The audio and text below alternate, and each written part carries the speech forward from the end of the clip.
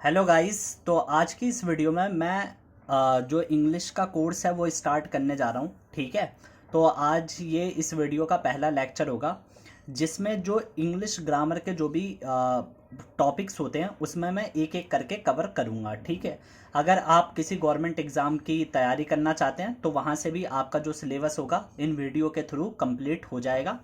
या फिर अगर वैसे आप जनरली अपनी इंग्लिश कम्युनिकेशन को इम्प्रूव करना चाहते हैं तो उससे भी उसमें भी आपको बहुत ज़्यादा बेनिफिट मिलने वाला है। ठीक है। तो आज हम पहला चैप्टर देखेंगे जिसमें मैं आपको एक्सप्लेन करूंगा प्रेजेंट इंडेफिनिट टेंस के बारे में। ठीक। तो पहले आपको बताऊंगा कि सेंटेंस क्या होते हैं और उसके बाद हम फॉर्मूलाज पे आएंगे और आपको अच्छे से एक्सप्लेन भी मैं करूंगा एक एक चीज़। ठीक। तो चलिए शुरू करते हैं। तो सबसे पहले मैं आपको बताता हूँ नॉर्मली कि एक सेंटेंस क्या होता है। ठीक। पहले हम ये समझेंगे कि सेंटेंस क्या होता है, उसके बाद में हम टेंस की शुरुआत करेंगे। तो जैसे मैं पहले लिख देता हूँ कि सेंटेंस। ठीक।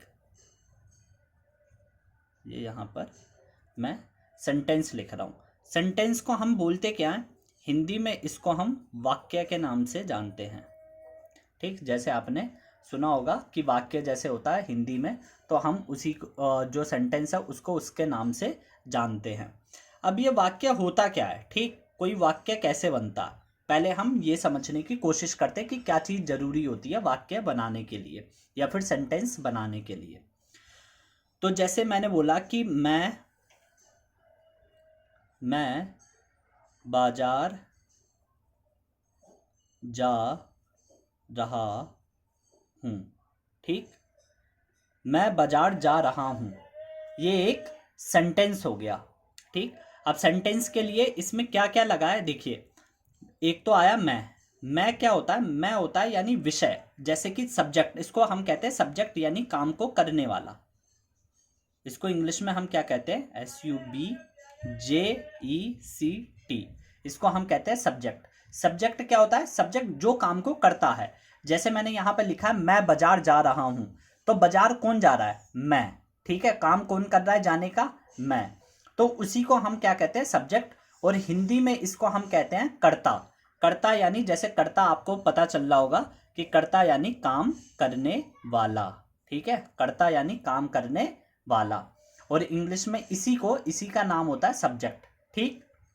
तो सबसे पहले चीज हमें ये पता चली। दूसरे नंबर पे देखा है हमने बाजार। ठीक। बाजार यानी एक किसी प्लेस का नाम है, ये एक नाउन है।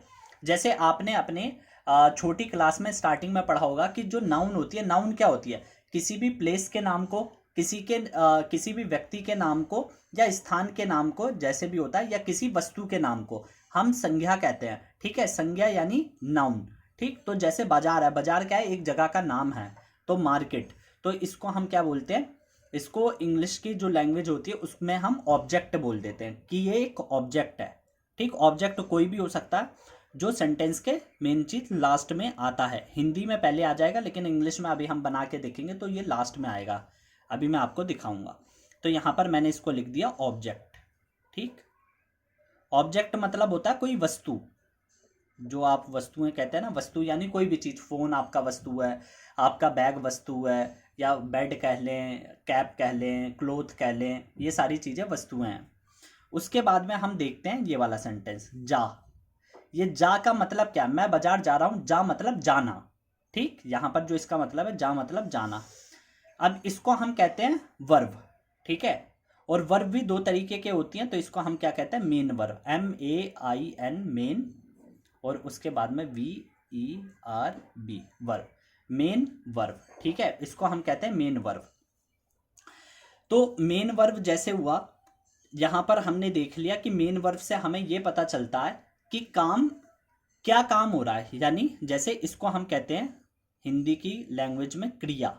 क्रिया आपने कई बार सुना होगा वर्ड क्रिया, यानी कोई भी एक्शन, कि क्या कर रहे हैं आप, लिख रहे हैं, पढ़ रहे हैं, खाना, ठीक है, रोना, धोना, नहाना, ये सारी चीजें क्रिया होती हैं और क्रिया को ही हम वर्ब कहते हैं और ये मेन वर्ब है। ठीक।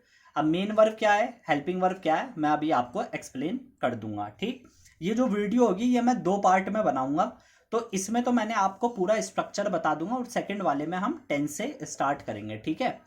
तो यहाँ पर मैं आपको सारी चीज़ें बता रहा हूँ कि एक सेंटेंस बनता किस चीज़ से। आप एक बार ये समझ जाएंगे तो बहुत ही आसानी से आप सेंटेंस को समझेंगे भी।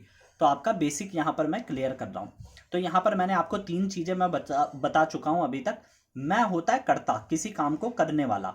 बाजार यानी कोई ऑब्जेक्ट है, कोई वस्तु, स्थान, किसी इंसान का नाम, उसको हम ऑब्जेक्ट कहते हैं। उसके बाद में आया जाना, खाना, पीना, इसको हम कहते हैं वर्ब। और वर्ब को हम क्या बोलते हैं हिंदी में? क्रिया। ठीक, यहां तक आपको बात क्लियर होगी।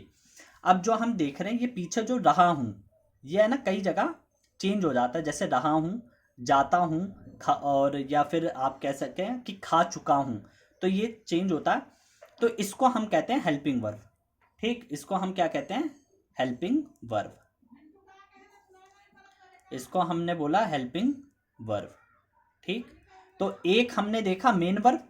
मेन वर्ब क्या होता है? जाना, खाना, जिसके पीछे ना आ जाए। अगर आप ऐसे समझ सकते हैं, जिसके पीछे ना आ जाए। खाना, नहाना, रोना, पढ़ना, याद करना। ठीक, और रहा हूं जो सेंटेंस के लास्ट में जो पहचान होती है, इसी से हमें पता चलता है कि ये सेंटेंस कौन से टेंस का है। आगे मैं आपको करवाऊंगा तो आपको बहुत ही अच्छे से ये चीजें क्लियर हो जाएंगे। ठीक, तो इससे पता चलेगा कि सेंटेंस कौन सा। और इसी को जब हम इंग्लिश में लिखते हैं तो उसी को हेल्पिंग वर्ब कहते हैं। अब रहा हूं की हेल्पिंग वर्ब क्या होती है? इज, एम या फिर आर। ठीक है, इज, एम या फिर आर, इसको हम कहते हैं हेल्पिंग वर्ब। ठीक, तो ये तो मैंने आपको सेंटेंस जो होते हैं उसका स्ट्रक्चर बताया। अगर इसी को आप इंग्लिश में लिख लेते हैं, जैसे मैं बाजार जा रहा हूं तो मैंने बोला I am going to the market.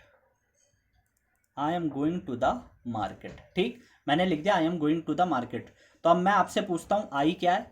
तो आप सिंपल से बता देंगे आई है सब्जेक्ट, क्योंकि ये काम को कर रहा है। जाने का काम कौन कर रहा है? आई। एम क्या है? यहां पर देखिए मैंने आपको बताया आई इज एम आर, तो यानी जैसे आई के साथ एम लग जाता है। ठीक, तो वो मैं आगे आपको दूसरी वीडियो में बताऊंगा किस किस के साथ क्या लिखता है। लेकिन आप यहाँ पर जो चीज़ें मैंने आपको 3-4 चीज़ें बताना चाहता हूँ वो आपको क्लियर हो जाए। तो एम हम कहते हैं हेल्पिंग वर्ब को। हेल्पिंग वर्ब मैंने शॉर्ट फॉर्म में एच भी लिख दिया, हेल्पिंग वर्ब यहाँ पर मैंने लिखा हुआ है, आप इसको यहाँ देख सकते हैं। ठीक, उसके बाद में ये है गोइंग। गोइंग मतलब जाना। ठीक, आईएनजी किस लिए लगाए ये मैं आपको बाद में बताऊंगा।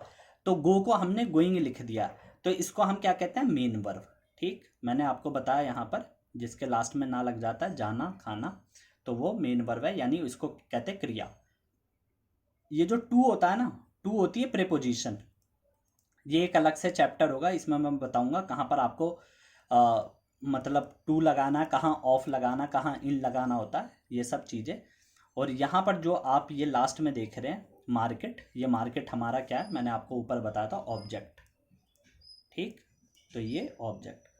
अब इस वीडियो से आप समझ गए होंगे कि हम सेंटेंस में सब्जेक्ट किसे कहते हैं, वर्ब किसे कहते हैं। वर्ब 2 तरीके की होती है, हेल्पिंग वर्ब और मेन वर्ब। यहाँ पर आपको डिफरेंस दिख रहा होगा। उसके बाद में हमने प्रीपोजिशन देखा कि कैसे इस्तेमाल हो जाता है। प्रीपोजिशन में आपको जैसे जो चैप्टर जब स्टार्ट होगा तो आपको बहुत अच्छी इस पे क्लियरिटी मिल जाएगी, हर एक चीज़ मैं आपको एक्सप्लेन कर दूंगा। और फिर लास्ट में हमने देखा मार्केट, जो भी सेंटेंस के लास्ट में आता है। जैसे मैंने आपको बताया था इंग्लिश सेंटेंस के लास्ट में जो चीज़ें आती हैं उसी को ऑब्जेक्ट कहते हैं। ठीक, ये किसी भी इंसान का नाम हो सकता है, किसी स्थान का नाम हो सकता है। तो आई होप कि ये स्ट्रक्चर आपको समझ आ गया होगा। और ये स्ट्रक्चर बहुत ज़्यादा ज़रूरी है आपको सेंटेंस को समझने के लिए। ठीक है, ये पूरे सेंटेंस की एक्सप्लेनेशन जब आप टेंस करेंगे तो इसमें बहुत ज़्यादा हेल्प करेगी। ठीक, तो जो भी मतलब जो बेसिक से तैयारी करना चाहते हैं तो उनके लिए मैंने ये चीज़ बता दी है। तो इस चीज़ को पहले वो अपने माइंड में बिठा लें और उसके बाद में जो नेक्स्ट पार्ट मैं अपलोड करूंगा उसको देखें, तो आपको बहुत ही अच्छी क्लैरिटी मिल जाएगी और कोई भी डाउट नहीं रहेगा।